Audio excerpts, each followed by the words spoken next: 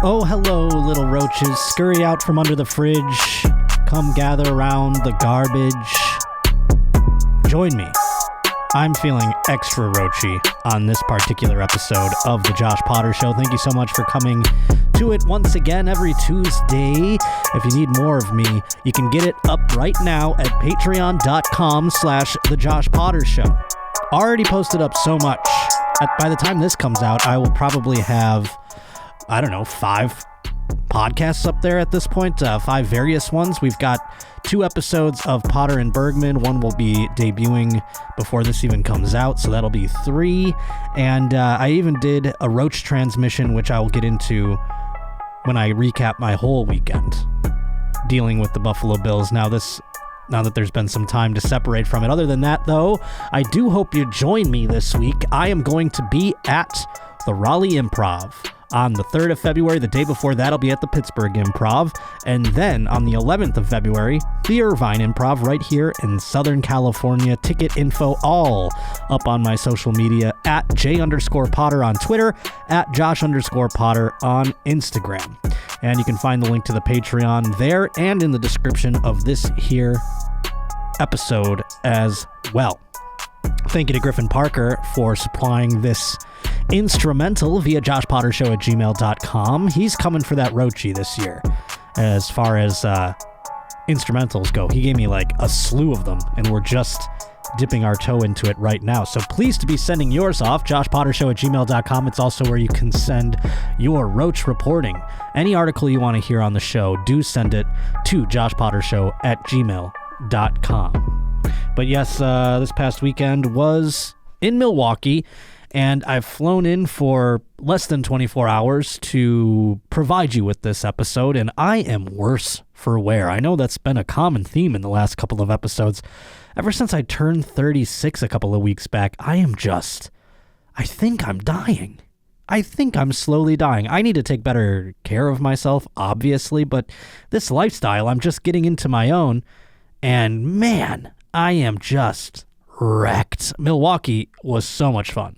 Took it out of me. Did 4 shows with Annie, and of course on Saturday night the Packers suffered their loss, and that was tough to watch, being amongst Packers fans. Now, people who came to the show, they weren't necessarily Packers fans because they were at the show, so you didn't really get a sense of it there. But then, I stayed in the city for another 2 days, and it was just somber.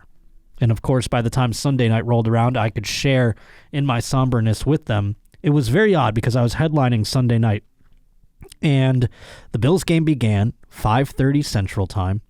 The show began at 7 p.m. Central Time. So that's about an hour and a half, give or take. And then I had the openers do a little extra time. By the time it was time for me to go on stage, the fourth quarter was about to begin. And it was a very tight game, as you know. People are saying one of the best football games ever played. And maybe it is. I can't look at it from a non-biased opinion, so the L that we took at the final moments, they make me go, not the best football game of all time. I would rather have the wild card round where we scored on 7 consecutive drives. But so I had the club put the game on the screen behind me. And I did play-by-play for the game. I did a bunch of stuff.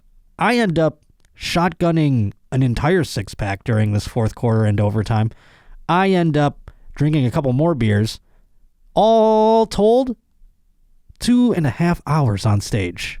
And that's out of character for your boy.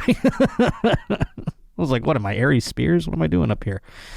But the game was, most of that. And then I gave the people a real show who wanted to, and everyone seemed to have a good time. If you were at that show, thank you. That was one of the most fun experiences I've ever had on stage, despite the fact that the Bills ultimately lost in overtime and ripped my heart out of my chest right in front of you.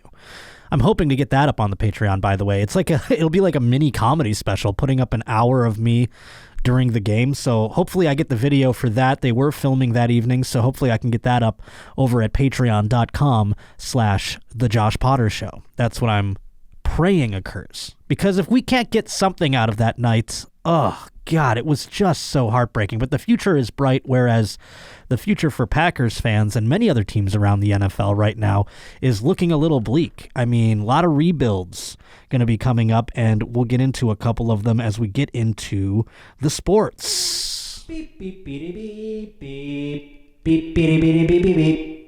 Beep beep beep beep beep beep beep beep beep beep beep beep beep beep beep. That's right. In the sports we're discussing now, first, before I get into the teams that are done for the year and are starting to do what we call a rebuild, and that means their fan bases are going to be subjected to pain and suffering for only Lord knows how long.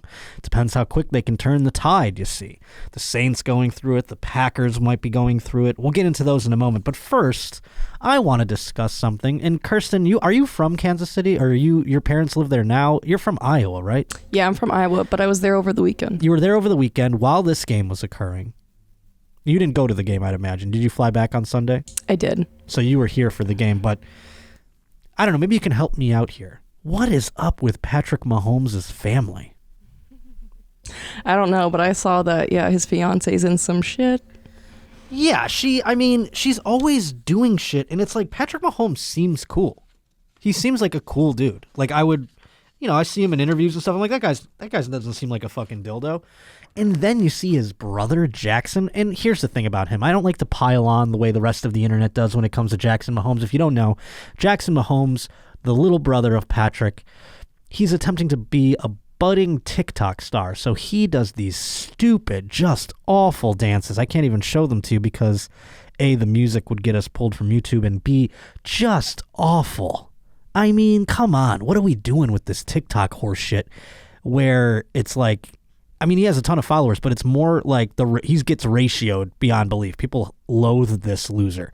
And I don't want to pile on him, like I said, because he's probably trying to find his identity. It's probably tough to be the little brother of Patrick Mahomes. And if you don't have the brain bandwidth or the mental capacity to handle being the brother of Patrick Mahomes, you're probably going to do some fucked up shit. And he hasn't done anything like fucked up, but just he's pathetic. It's sad. Brittany Mahomes now, I guess it's his wife, right? They are married. Are they not? Am I wrong? I think they might still be just engaged. Fiance. Yes, they are just engaged. Her name is Brittany Matthews, but she did have his child. And she's another one, like, she'll get onto Instagram and just be like, yeah! Like, it's really fucked up. Like, it's not fucked up. It's silly. It's just dumb. If it was my girlfriend, if I was one of the best quarterbacks in the NFL and my baby mama was acting that way, I would be like, hey, let's be an adult. Let's tone it down a couple notches. I'm a professional. I got State Farm commercials. I own a portion of the Kansas City Royals. I am killing it. Don't fuck this up by being a insane person. Because that's what she's doing. Like, if someone were to talk shit about Patrick Mahomes in the stands, she'd yell at him. She was throwing things at people. She's a Looney Tune. So here's what the latest incident occurred in Kansas City at Arrowhead the night of the Bills game. Brittany Matthews, the fiancée of Kansas City Chiefs quarterback Patrick Mahomes, is clapping back after some fans took issue with the way she celebrated the team's dramatic overtime win against the Bills on Sunday, January 23rd. I just wish I could do what I want without getting attacked every week, is what she said. Well, maybe you should do something that isn't attackable. Like, act like an adult and stop being a fucking doofus. I've had girlfriends who get a little out of pocket at shows or at comedy clubs, and I have to be like, hey, tone it down, because they get a little, out of pocket in terms of, do you know who I'm here, I'm supposed, it's like, you are here because of me, at the behest of me. You don't get to go yell at a waitress or whatever. I've had that, and I have broken up with girls over that kind of thing. And it just makes me wonder, what is Patrick Mahomes like? She's hot, don't get me wrong, and she's probably electric in the sack, but what on earth? He could have whoever he wants, and he wants this lady. He must be attracted to the crazy. That's the conclusion I'm going to jump to. And believe me, I've been there too. I look at her and I go, 20-something-year-old Josh would have fallen for it. And I would have been the guy going around like, can Brittany come to the thing? And they would have been like, no, you got to stop bringing that chick around, dude. He doesn't have any friends. He has all these yes men in his life that are like, no, Brittany's great. But meanwhile, they talk shit behind her back easily. That's the people in his life that are all like, God, I wish he'd get rid of her. Now he's got a kid with her. They were probably all like, here we go. We're going to be stuck with her forever. So what did she do on Sunday night? Well, here we go. After the Chiefs claimed victory in the AFC divisional round of the NFL playoffs, Matthews posted a video from her box seat showing her popping a whole bottle of champagne and dousing the fans below in bubbly. And then she wrote, oops, on Twitter alongside the clip of the rowdy moment. #let's go. This is mild by her standards, by the way, just dousing. It does look stupid, though. It's like there's just random people below her, and she's up in the box, and she's just pouring champagne on the peasants beneath her.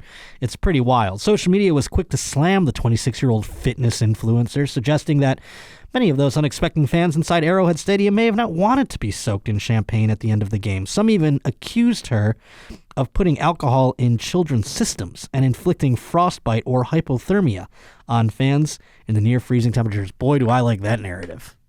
She tried to kill the children. How dare she? First, she poisons them with alcohol and then gives them hypothermia by soaking them in said alcohol. This menace needs to be brought to justice. People complaining about Matthews spraying champagne into the stands have clearly never won anything before, one Twitter user said, just saying. Well, it's the fucking Chiefs fans.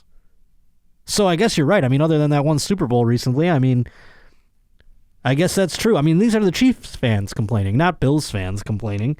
In Buffalo, I mean, hell, there would be a naked man who got the champagne on him, and he would thank Brittany Matthews. She would actually, in the Bills Stadium, look like a saint compared to what she did here at Arrowhead.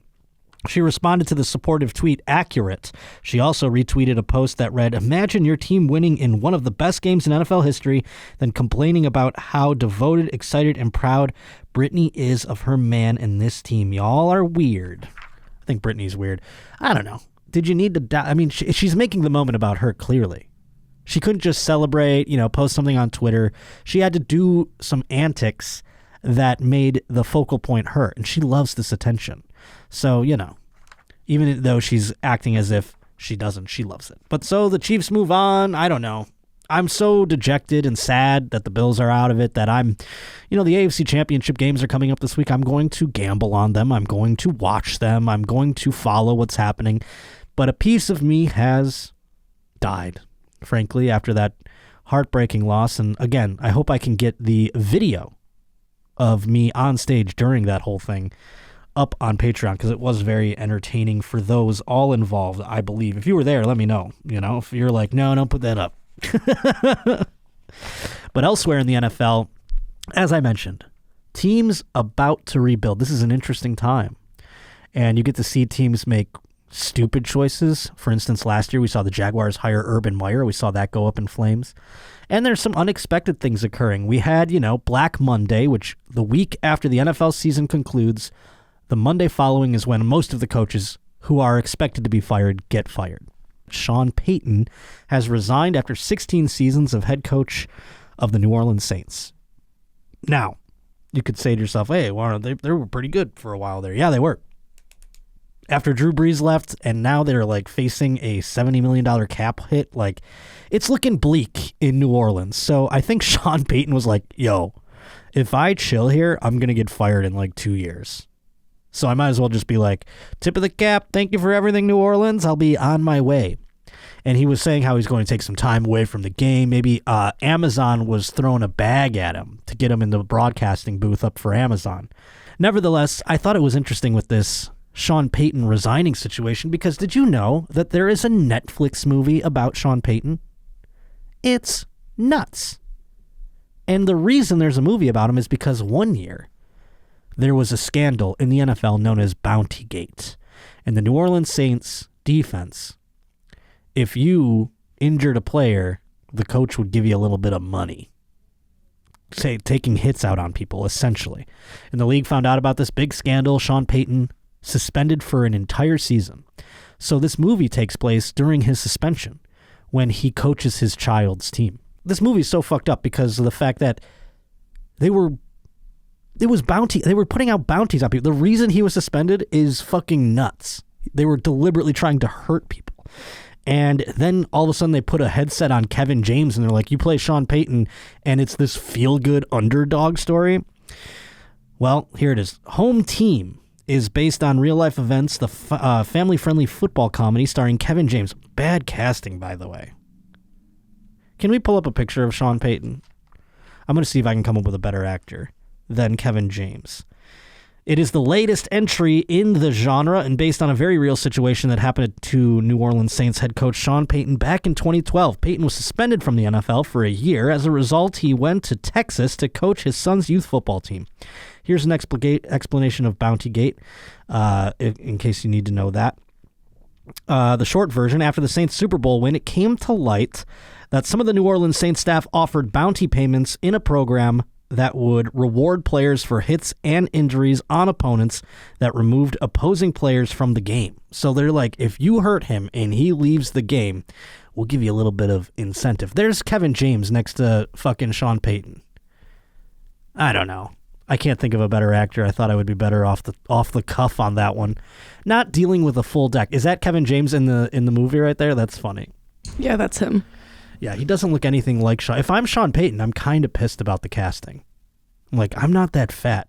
We couldn't get someone with a fucking more prominent jawline to play me. That's how I would feel. I would be upset that I'd be like, Kevin James? Good God, are you guys blind? Anyhow, the New Orleans Saints staff offered bounty payments in a program that would reward players, as I mentioned, for hits and injuries on opponents that removed opposing players from the game. After a stalled investigation, the NFL eventually determined that 22 of 27 defensive players on the team participated in this Bountygate, some receiving payouts ranging from $1,500s for a knockout hit and $1,000 for a card-off hit. That seems low. If I'm in the NFL and I'm making millions of dollars, ruining someone's career by getting them carted off the field for $1,000 seems light. Ben Stiller, that looks good. Yeah, he's got that fucking face. What is that? The blue steel face. Yeah, just somebody else. I mean, they could have done a better job. And I haven't seen the movie. Have you seen the movie, Kirsten? No, I have not. I don't think anyone has. Who wants to see this movie? The NFL identified the ringleader of the scheme as defensive coordinator Greg Williams, former Buffalo Bills coach and noted scumbag. He was ultimately suspended from the sport for a year. Payton was suspended without pay for the 2012 season for failing to prevent the illegal transactions, denying the program existed, and attempting to encourage the false denials by instructing assistants to make sure our ducks are in a row per the official statement. So he was like, listen, we got to fucking cover this up, so make sure we've hidden all the evidence. But Greg Williams, he's such a scumbag and psychopath that he was walking around probably bragging so much about this that it was how it got out. He was probably like, oh, hell yeah, you just got him carted off. And he's probably giving the player money on the sideline so that the CBS broadcast picks it up. That's how much of a Looney Tune he is. Without any professional obligations, Payton headed to Dallas area where his children live and everything. Hence my speculation about this Cowboys situation. So he's down there to spend more time with his two children and wound up becoming the offensive coordinator of his son's middle school football team. He told the New Orleans Times-Picayune in 2012 that while he paid attention to how the Saints were performing while he was gone, he mostly cherished the extra time with his family. And that's where the heartwarming story comes in. Why were you suspended for doing something dastardly? I wonder if they bring it up even in the, it's this feel-good underdog tale, but I wonder if they're like, hey, remember when you tried to kill people on opposing teams, try to ruin their careers and cause them major bodily harm? One of the things about what we do, so many times you're missing things, getting pictures of things we missed, phone calls of what we missed, he told the paper. Put simply, no. A meteoric rise from last place to the playoffs is great for dramatic tension in a movie. What wouldn't have been quite impactful is the record of the real team. So in the movie, they really fluffed it up. But the Liberty Christian Warriors, who started their season with a 30-0 win, one part of Payton's coaching that was true for both real life and fiction. He really did use simplified versions of Saints plays, so they did bring that into the thing. But ultimately, the team still sucked. And it wasn't. I don't know why they decided to make a movie about this. It's just so bizarre to me. Coach Troy Lambert, played by Taylor Lautner, is based on the Liberty Christian Warriors' real-life coach, Brennan Hardy. Man, see, now that's a casting. Can we Google what Brennan Hardy looks like? Because, boy, did he luck out. He got Taylor Lautner. I would be pissed if I'm Kevin. If I'm fucking Sean Payton, I'm like, the guy that nobody cares about got Taylor Lautner. I'm fucking, his name is Brennan, Brennan Hardy, Hardy. I want to see if there's a Google image of him, because I am certain he most likely looks nothing like Taylor Lautner. How about it? Is this guy black? I don't know if this is the right guy or not. Type in Brennan Hardy and then Liberty Christian Warriors. Let's see this fucking guy. Does he deserve Taylor Lautner?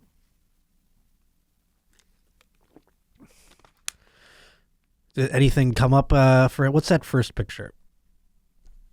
If that's the fucking guy, this poor guy that's just named as Brennan Hardy, probably it's not even the same guy. But if that's the fucking guy and he got Taylor Lautner to play him, wow. Just a major disparity. But we'll see what happens. I really think, by the time this fucking episode comes out in the next couple days, Sean Payton might be announced as the head coach of the of the Dallas Cowboys. I hope you enjoyed your week of retirement, because that's exactly what's going on there. But let's get into the news in a couple of moments. First, though, I want to mention today's Josh Potter Show is brought to us by LiquidIV. God, the people at LiquidIV, keep hooking it up. I'll come home from the road and I'll get a whole pouch of their newest flavor or their newest LiquidIV, and I am stoked, man. I rip through these things like you wouldn't believe to stay hydrated. They help me exponentially. I was talking about how I wasn't taking the best care of myself earlier. Well, this is the one area, staying hydrated, in which I have been.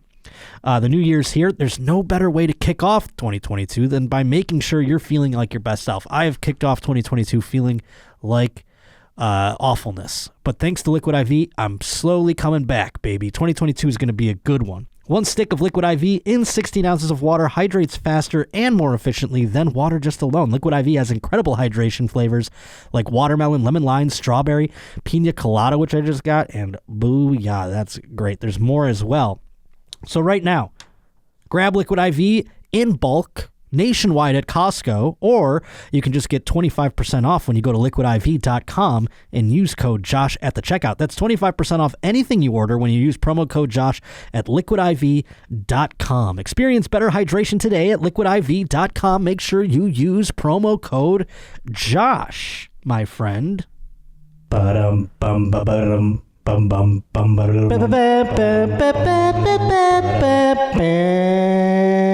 and oh boy, the Roach reporters are coming out in droves, my friend. It's so funny, Kirsten, you posted a thing the other day.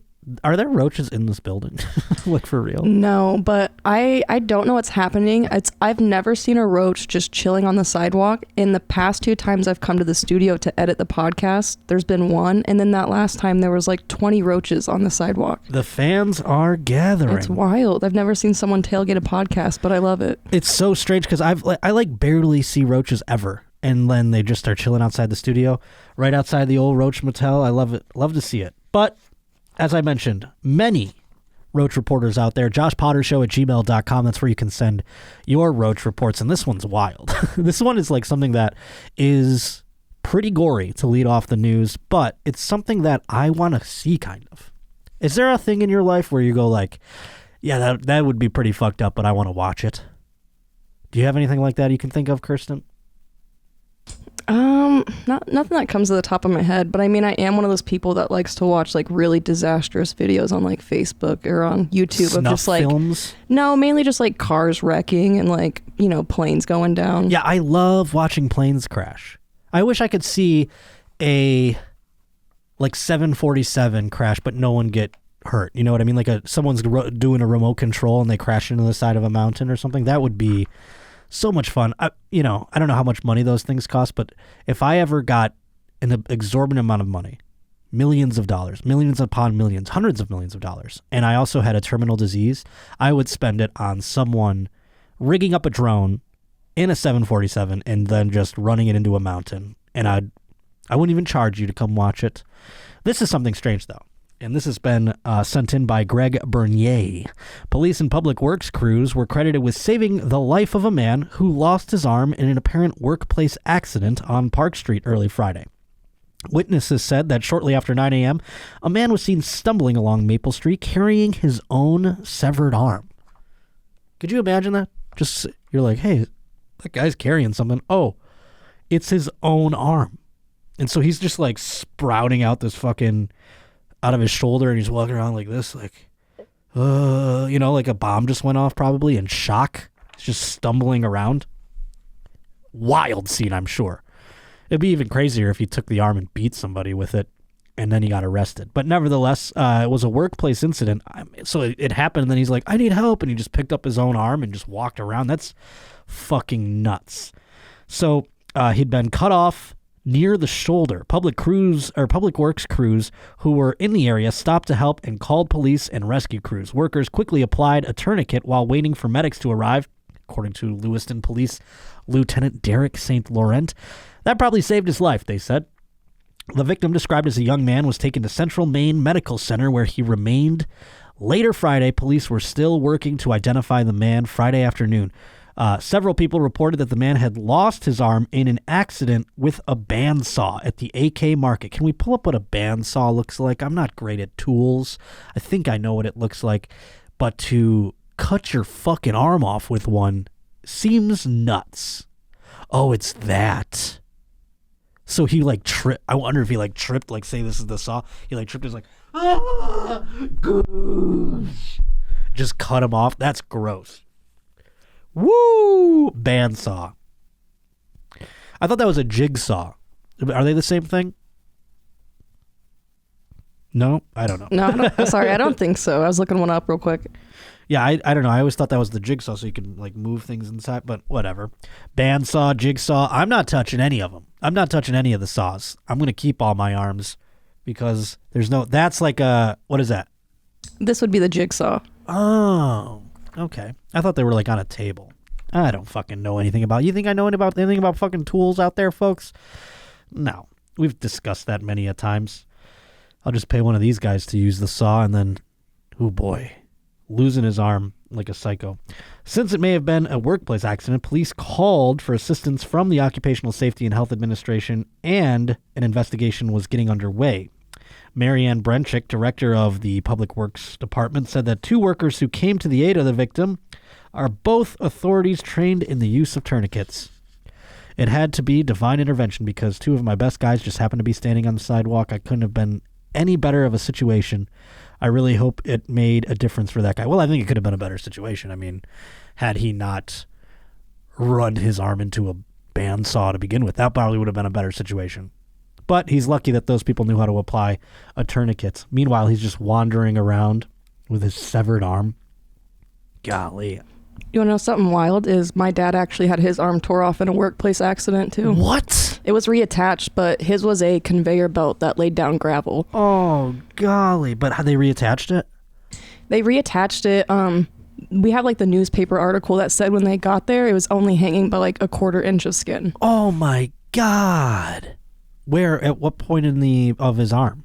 It was right in his shoulder, and it actually almost decapitated him, but he came back. Oh. He like came to right in time. These fucking jobs where you gotta like work with machines and stuff is brutal. If you do it, folks, write in. Let me know how it goes, because man, oh man, I do not envy you. It is tough. I saw like that's another thing that I've been going down a wormhole is workplace accidents. And like there's one where there's like a woman, she's like cleaning something, and then she just gets sucked into this thing and she just disappears. And there's just like spray of blood. She's dead forever. These videos, I don't know.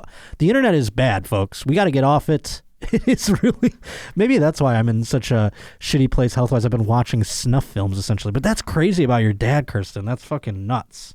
I'm glad can he use his arm still, or is it like? Yeah, they like, at first they said they wouldn't be able to reattach it, and then they reattached it, and they're like, you'll never be able to use it, but he was a mechanic for like 35 years. He goes golfing and stuff all the time. Look at that. He can't turn it past like a handshake. Oh, I see what you're saying. Like, yeah. Oh, so when he would make sandwiches, he would just like slap meat on the back of his hand. So. Yeah, you figure it out, right? That's how I do things blind too. I just kind of guide my way through. Elsewhere in the news, this is about the newest trend, obviously, is these NFTs. I don't have an NFT. I don't think I'm ever going to buy one. It's starting to come out that the NFTs might be scams, yeah? I think that some people are starting to go, I don't know about all these. But if now NFTs were more like this one, I might have to invest a little bit. A French woman who survived the 2015 attack on the Bataclan concert hall in Paris was extremely shocked after learning that her surgeon was attempting to sell an x-ray of her injuries online as an NFT. So this woman was a part of the Bataclan attack, as she mentioned, in that concert hall. That was not Queens of the Stone Age. Eagles of Death Metal were playing at that concert hall. Very cool band. And crazy incident, obviously. And this woman, she got injured. And now the doctor's like, hey, I took care of a couple victims at that Bataclan concert hall. And now he's selling the NFT. I would hope that if I was her, I would want the money. I wouldn't be upset. I would be like, okay, but you have to give me the money. The senior orthopedic surgeon at the Georges Pompidou Hospital in Paris was revealed at the weekend to be offering an image of the woman's forearm showing a bullet lodged near the bone as an NFT digital artwork. This is what we need, folks. I want to see all kinds of digital artwork of heinous shit. Forget everything I just said about the internet. Let's lean in.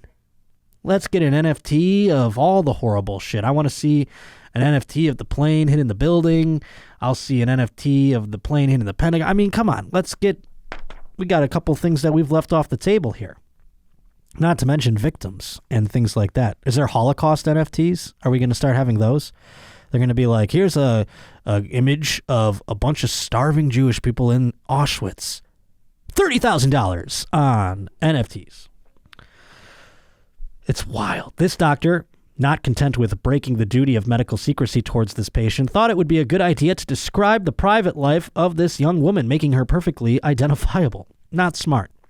The image, which has now been withdrawn, was offered for sale at first at $2,700 and actually $2,776, which is about 446 euros. On the OpenSea website, according to a Mediapart website which first reported the story. The attack on the Bataclan was a part of the wave of shootings and bomb attacks. We all know that one. November 13th, 2015. Claimed 130 lives. An NFT is a non-fungible token. We know that as well. We don't need to get into that.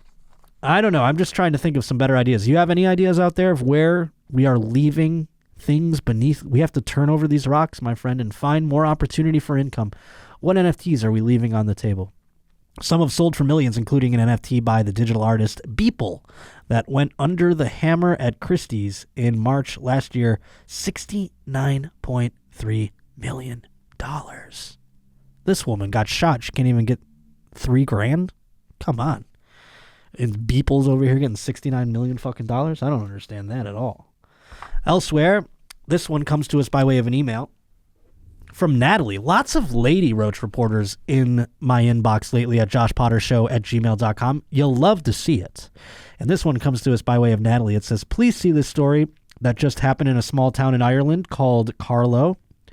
A town mostly known as a college/party town. It doesn't have much else going on. A couple of days ago, two guys in their 30s walked into a local post office trying to claim a pension that belonged to an elderly gentleman they knew. They were told by the post office employee that the pensioner had to be present in order to claim. They left and returned about 30 minutes later, propping up an elderly gentleman with his face covered and wearing a hat. A real Weekend at Bernie's situation so far.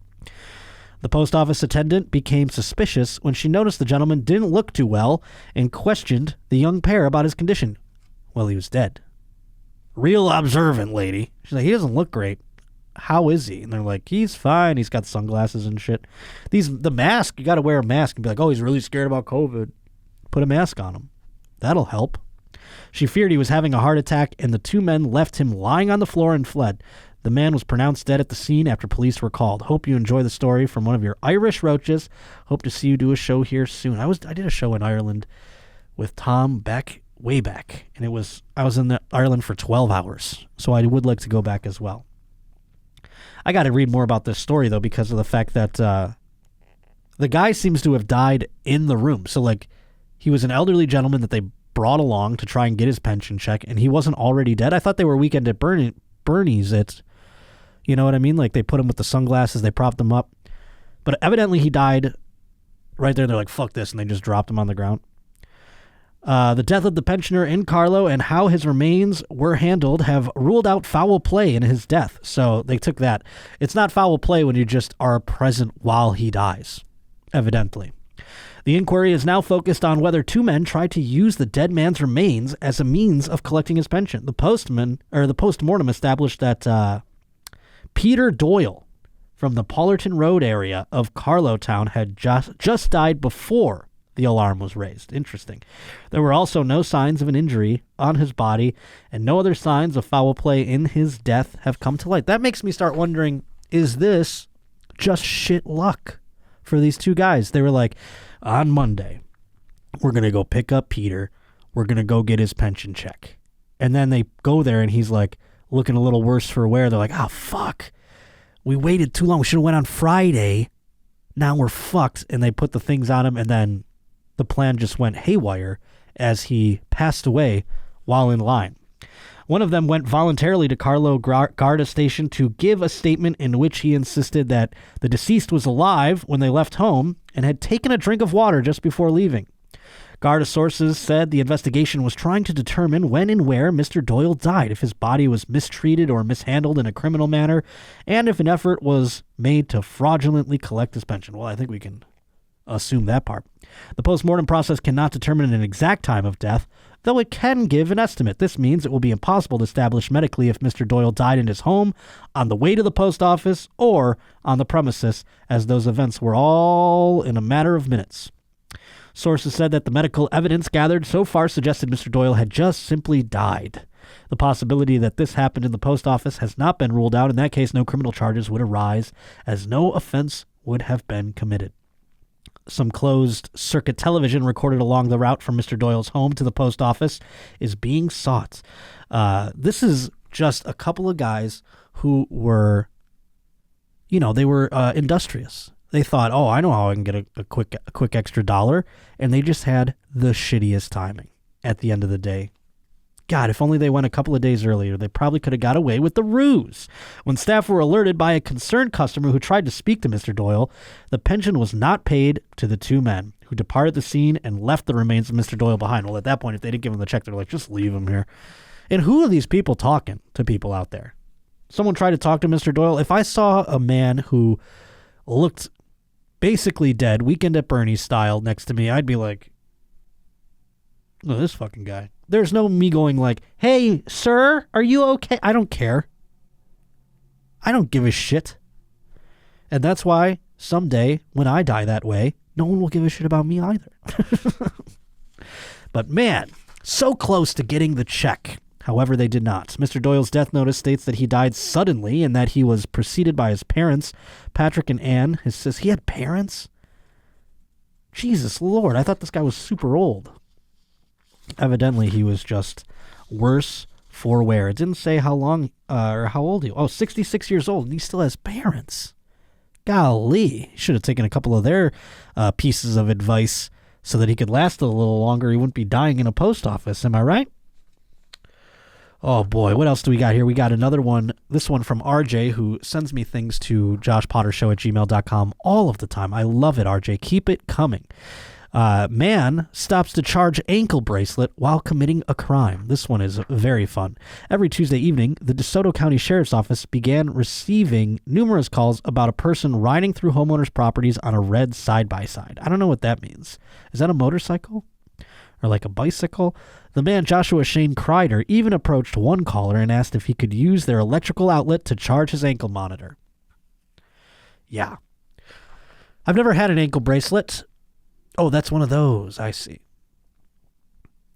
But he had to charge his ankle bracelet because he was obviously on some sort of, what is that called? House arrest type situation. The man, Joshua Shane Kreider, even approached one caller, asked if he could charge his ankle bracelet. A detective responded to the call and said he saw Kreider near the county road and Terrell Street. The detective approached Kreider, who was allegedly behaving strangely. Yeah, because he was plugged into a wall, you know. While the detective attempted to figure out what was going on, Kreider reached into his pockets, causing the detective to hear several suspicious clicking sounds. When there's a cop and he's talking to you, keep your hands out of your pockets. I think we all know that, unless you're trying to die. and then you're making suspicious clicking sounds, that's not good. They're going to shoot you. A check on the side-by-side revealed the vehicle to have been reported stolen out of Charlotte County. The detective ran a check on Kreider and found not only he was on house arrest, but he also has an extensive history, including battery, burglary, and grand theft. He faces charges of grand theft of a motor vehicle and resisting arrest, both felonies. I can't believe he didn't get fucking shot, because when the suspect refused to keep his hands visible, he was immediately handcuffed. The detective found a box cutter in his pocket with the blade out. Cops have guns, bro. Taking the box cutter out, you're just going to get shot. I can't believe he didn't. Evidently, despite the fact that he is a career criminal, he was very concerned about his ankle bracelet being charged. I wonder how many crimes he got away with while having the ankle bracelet on throughout his tenure, because he was so, monitoring whether it was charged or not. He was so diligent about it. I wonder how many crimes he actually got away with in the end. Let's do a couple more. My nose is just running all of a sudden, so I can't even talk that great. I don't know, folks. It's not the Omicron. I got tested. What's happening to my body? Just booze and drugs. Bad news bears. This one article says, "Hey, Papa Roach, just wanted to bring to your attention what's really happening in Australia during all of this COVID. Dogs are doing meth. Love the show. You've got this Aussie back into the NFL. Go Bills." Well, yeah, we know, Michael. We know. But here, listen to this. A dog ended up drugged and desperately sick after eating a meth head's feces in a public park. Now, is that a leading story or what? A lead to a story? Oh, my God. So this dog comes across some shit, decides, I'm going to have a nice little meal here. Turns out I didn't know meth could just be in your feces. Do meth heads know that? I would suggest meth heads start eating their own shit. Might save them some cash down the road, you know? Jethro, a 6-year-old Kelpie Cross, was being walked by his owner Mallory Weber in the Ansty Hill Recreation Park, about 19 kilometers northeast of Adelaide, on Sunday when he sniffed out the brown deposit on the side of the path and began to eat it. Miss Weber said her pooch liked to eat kangaroo poo when it's on walks. Man, could you imagine living in Australia and kangaroo poo's just like chilling on the side of the road? That's crazy. That sounds like magical shit to me. Kangaroo shit? That doesn't even sound real. But here in Australia, they're all fucking walking around. I can't tell, by the way, when I hear an Australian person talk, Love on the Spectrum has ruined the Australian accent for me, because now I just assume everyone in Australia is autistic. I just can't unhear it. It's bizarre. A few hours later, Jethro began to behave really weird. I wrapped up his bath really quickly, and I put him in his bed, and he was really flinchy and glitchy, like I just bashed him or something. It was horrible. Then all of a sudden, he was out like a light. After waking up and discovering he couldn't walk straight, she rushed him to the vet. The vet said the dog showed signs of cannabis consumption and tested his urine, which was positive for methamphetamine and THC, the active chemical in marijuana. His vitals were really scary. She stayed up all Sunday night, checking on him every 30 minutes. Thankfully, Jethro made a full recovery. Miss Weber said it was bizarre, and someone drugged up on meth and cannabis was pooping in the woods. That's not so bizarre, Miss Weber. Where else are they going to poop? You're lucky it was in the woods and not in front of your home. Come to Los Angeles. It makes me wonder about how much poop I've seen out there on the road. How much of it has meth in it? Maybe we start going around sampling. Someone needs to tell meth heads that this is a thing, though, because they'll be eating shit left and right. She was unsure who would do such a thing. Meth heads. But she said that she had seen people camping in the park despite it being closed at night. This park is closed. Yeah, they're called homeless meth heads, lady. I don't know. Maybe Australia is just different, but that wouldn't be so alarming to me. But man, if you could take anything away from this episode, despite my condition today, take away the fact that meth heads should eat their own shit more often. Don't you think? I think so. Let us leave.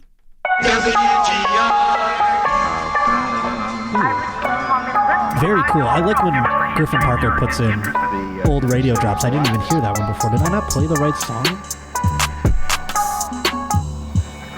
No, I was playing two songs at once. That was the problem. Well, it wouldn't be a complete episode without me fucking the sound up a little bit. This is the wrong song. This isn't Griffin Parker's, but yeah, well. This is the Roachy winner from Richie doing dishes wasn't nothing. Ah, well. Not my best show. But what can I do, folks? I'm getting back on a plane tonight, going to New York. I'm going to have stories from there on the next episode. I'll have stories of being in Pittsburgh and Raleigh, of course. And perhaps if you want to just follow along in real time, you can get subscribed via the Patreon, patreon.com/The Josh Potter Show.